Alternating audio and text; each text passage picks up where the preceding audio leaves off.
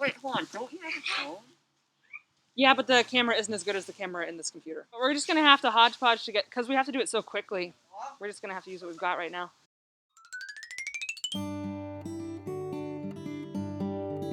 It's very homey, I guess is the word I'm looking for.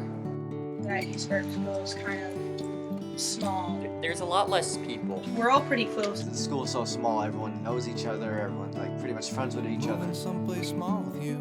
Everybody kind of knows everybody, and everybody's really nice to each other. Eastburg School is truly a unique place. The biggest schools, very chaotic, noisy, lots of people, and so this was a nice alternative. Being such a small population, such a small school, we are really able to dictate what works for us here. That gives us a good advantage over having to have a massive student population to worry about. What you see here are the beginnings of our area's first food forest. We're creating from what was completely dead soil a demonstration center for a form of agriculture that actually restores the land rather than depleting it. In a few years' time, this will be filled with food-producing plants that will help feed our community for decades to come. We'll come in, we'll do check-in, health checks, everything like that. Students have maybe 10-15 minutes to socialize, hang out, get themselves ready for the day. And then we'll have our morning stretch where we all go around the circle. Everyone does a stretch just to try and warm the body up, limber up. No room is like so big you don't feel noticed in it, but it's not so small you feel suffocated either. Afterwards, we'll have our morning meeting where we discuss any new news, events. Another note up there is we were thinking about having a movie night this Friday. Maybe like a campy, spooky movie, or like Twilight Zone would be awesome to show. So would you guys be? What's that face? Is he only half Twilight Zone? No. It's a really good show. A really melodramatic. Dum, dum, dum. Go to commercial. Then we break off into classes. The classes themselves are great. They help us with future, help us with personal projects, help us decide what we want to do in the future. This could be getting a lecture on new material. I'm going to ask you guys to read something very short, but to read it very well. They are more fun, though. The teachers make it more fun. What's that word? Dane. And if you've ever seen a nice old 40s movie, they talk about the Danes. Why do we sound like Jim? We choose to go to the moon in this decade and do the other things not because they are easy, but because they are hard. Yes, that's JFK. The Danes! What's a Dane? A lady, a woman. You start seeing how all of these are related. Senior. Sounds like senior. Sounds like senior. Teachers are like, they're not trying to rush you into the next thing. They try to figure out how to make something a bit more easy to understand, and then when you finally understand it, they move on to the next thing. Even if we're in a classroom, you still get more one-on-one. Like, they can spend more time with you than they would if you're in a normal-sized classroom. It was hard coming in here and getting into the rhythm of doing work constantly, and Charlie and Megan were both really pretty good about like letting me ease into it and helping me and pushing me to keep going. You get to have a relationship with each other, and it's not a hi, do your work, kind of see you later, bye thing. It's not just like you're here for the classes. Yeah, definitely, because it's smaller, and like if you need help with something, the teachers can focus more on you individually rather than having like 1,000 kids they have to look after every day. Any other time I do math, I'm like terrible, but for once out of all times I've done math, this year I've done like great. So your goal today is to look back over whatever stage you're at, look back over your paragraph. Classes are, yes, a little challenging as it should be. You know, you don't want anything to be too easy. And it is a lot more on the fun side. But at the same time, it's still really serious work. We're trying to prepare kids to be more self-sufficient, live more sustainable lifestyles, because there's a lot of uncertainty in the future. So To explore kind of what you like to do and what you want to be, possibly. Student passion really has a place here. Student interest has a place here in a way that it really can't in larger schools. You get to explore your creative side, whether it be woodworking or anything, really, music. It feels very personalized. It's very, very one-on-one, which is another reason why I came here, to get that one-on-one learning experience to help me where I struggle. It's better for people who have a lot of anxiety going into high school from small schools. You get to know each of the teachers a lot better. You get to know all the students better. All this stuff. What's that stuff? Great example, right? And hold it up. They're all pretty amazing. We get to actually choose our classes. We vote on what type of language we get to study. We do French, we do Latin, Spanish, ancient Greek. We get to vote what we want to learn in history, stuff like that. Every year we teach something different. We've gotten to offer an astounding variety of classes here. Cryptozoology, a general zoology course, but we approached it from the side of kind of like mythical monsters and things like that. Da Vinci's machines, just looking at all simple machines and the physics behind what Da Vinci was doing. A lot of the kids were interested in flight, so we built model airplanes, built model rockets. 2, 1. The French Revolution, the nature of revolution and social change. I'm teaching financial literacy. Megan has offered self-defense. Civics, career and college writing. Charlie did a Bob Ross painting class. The history of Athens and Sparta. The history of Vikings. Greek mythology, which is one of my favorites to teach. Course on dystopian literature. Science of sci-fi. Looked at different science fiction like comics and movies and tried to find the hard science behind them. Going to pitch a combination theater class with backstage tech to engage our more introverted students who like to build and work on making things like sets or figuring out the technology that runs sound and lights. And then on-stage acting for our extroverts who like to be loud and dramatic. No, not 2 thumbs up. You gotta do the 1. Not 2. Oh my gosh, Kyla! I see where you're coming from. Oh my goodness.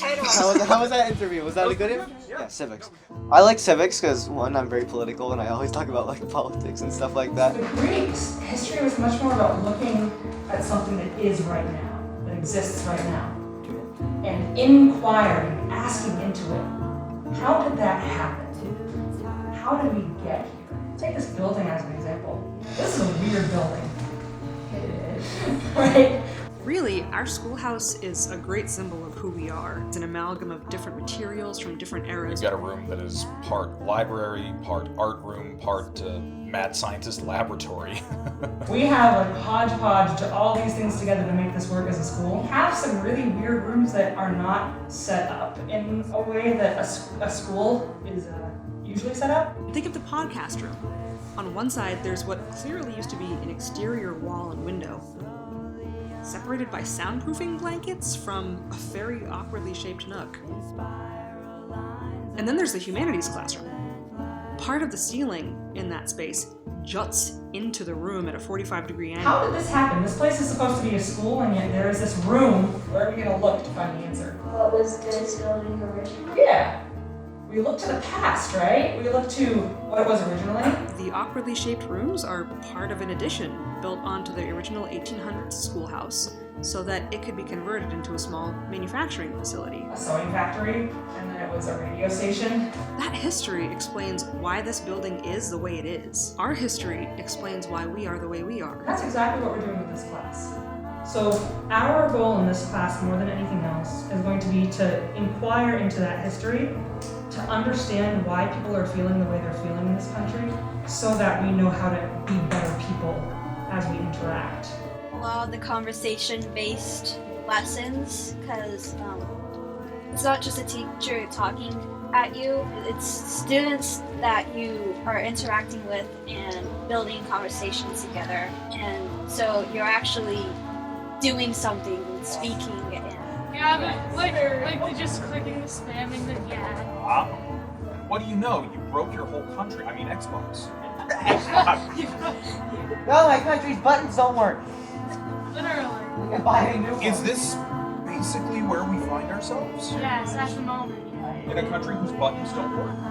Yes. You're pushing myself. Where every semester there's at least one class that has that kind of aspect to it. This high school, we can actually go for walks. There's trails. You're not necessarily stuck in a classroom all day. We get a lot of trust in this school, like letting us go out during lunchtime. Going down to the park together and hanging out. We're all friends. We all talk. All different ages. Yeah, exactly. All different ages, all different interests. You know what? It's a nice day out. Let's go for a walk, and we'll kind of ad-lib this as we go. That was a chipmunk. Is that a chipmunk? I don't know. Or is it a red squirrel? So we're not just using our eyes to make observations, we're using our ears. Oh, there! It's right there! So these buds, they're really long and really sharp. If you can poke your eye out on it, it's a beach. That really nice in between where you have a decent amount of work, where you're not struggling, and it's not too easy, but it's like just perfect. You just said it.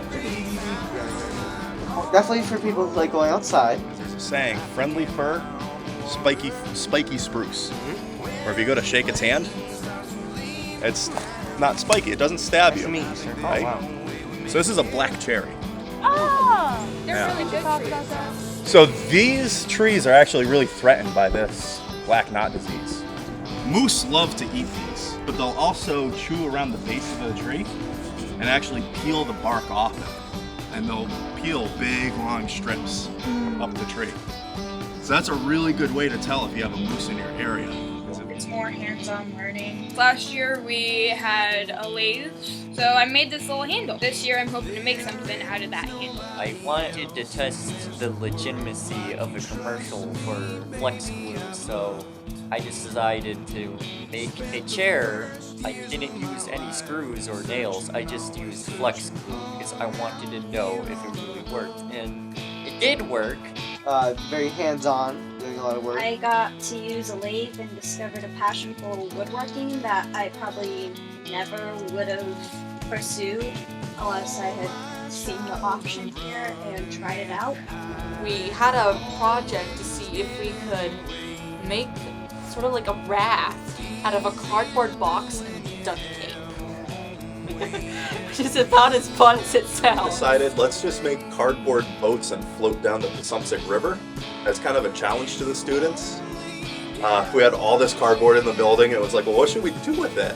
So we bought, I think, a few dozen rolls of duct tape and split the kids up into teams, and we built cardboard boats and could see who could make it from point A to point B. So I had about half of a kayak paddle and a leaky cardboard box. And I remember Brandon recording me asking me how my first week was at EBS. What do you think of your first week at East Burke School? Exhausting. We had one very successful group, it was really, really cool. And then one very unsuccessful group, which was hilarious. Cardboard duct tape boxes floating down the river. You know, they took it in stride and were laughing as much at themselves as at, everything else. One of my favorite traditions here at EBS is Cider Day. It's an EBS tradition. The kids showed up, not quite prepared to do this, but we ground, pressed, and bottled. It didn't really feel like that much apples until Megan actually said 600 pounds of apples in only 2 days. With a hand-cranked grinder and press, processed all of those apples into cider that we sell as a fundraiser. It was a really fun, kind of social project. Everyone had so much freedom, and this is more of a community, and we all contribute and we all help. I feel like that at other schools, it's either you're social or you're learning. And so those that are trying to learn don't get that social aspect, and those that are trying to be social don't get that learning aspect. And here they balance both of those out pretty well. So you're getting both of those. We all go by first names here. We are really friendly with each other. We are a lot more open. It makes me feel much less like I have to put on a persona to be a teacher. I definitely like being able to mess around with the cooking more, especially since that's something that I want to learn to do. Most of the students, if not all of them here, and the teachers are really interested in self-sufficiency. They're interested in learning how to provide for themselves. Yeah, it's a lot of work, but it's worth it. It keeps me learning too, and that's a great part of the job. We're sometimes learning right alongside the students. I wanted to find a place where teachers and students alike could be treated like humans rather than numbers. You get to spend time with people, you get to know people, you get to do stuff with people, and it's not just like you're here for the classes. That's definitely not something that would have happened at my high school. I think everybody has a funny side to them. I think everybody is pretty funny here. Teachers, they're funny. They try to be. So. They might try to be more funny. Do we succeed? Are we funny? Yes. You're kidding me! I didn't know that computers ran on like electricity. Don't do that ever again. That's on camera too. That's being recorded. I know everybody says this, but this really is like a family. Megan and I bring our dogs to school, Lupin and Scotty. What's down there, Lou? And the students love it. They're the school mascots in some ways. Charlie brings his son Everett all the time. Come on, it's pretty over here. Everyone go on the red couch. He's the headmaster. No, that's the real answer. Who's in charge here? Yeah. We cook meals together here. We have movie nights and little outings together. Because they're so small, we're able to tend to each of our students as individuals with unique needs. Also, you don't have grades. There's no grades here. Instead of letter grades, we have narrative evaluations. I just know that I'm not getting attacked by letters. I really do feel like this could be a place for everybody, no matter their personality or likes or dislikes. It is small, but it's also a good place to broaden your people skills. We've spent a lot of time thinking about who we are as a school and what we want to offer to the students in the area. Definitely for somebody who wants to know how to go out there and get a career, go into college. Definitely somebody who wants to learn. I wish this school was around while I was in high school. What we really want our students to leave us with are a sense of self, a sense of purpose, and a sense of agency. We want our students to be independent thinkers who don't bend to the whims of the majority, but have their own ideas that they have taken the time to examine. We want them to have a vision for a better world, along with the confidence and skills to realize that vision cooperatively. We want them to recognize that while they need to be able to stand on their own 2 feet, they also need each other as neighbors. You get to actually go to school here during this pandemic, and I think, like, personally for me, going to school is a way better option than just being online. I feel like I personally get distracted at home a lot, so I'm definitely better when I'm at school because I can set my brain and I can set myself to be on the right track to learn. If you have some way to like talk to someone you know, just go ahead and interact. Don't let other people's assumptions drive your choice. I want to be able to have that experience. I want to be able to learn. I want to be able to better my education so that one day when I do end up going to college, I do have the skills and I do have that sense of knowledge. We are a place for students who have a clear direction in life, and we're also a place for students who are searching for that direction and need guidance. Part of being so small is that we know that not everyone will get to join us. We want to wish you luck in high school wherever you go. Good luck on your high school choice, whatever you may choose. And just never stop trying to achieve even the smallest of things. You have something in the future to look forward to. Your future is in your hands. Awesome. Thank you, Jazz. That was great.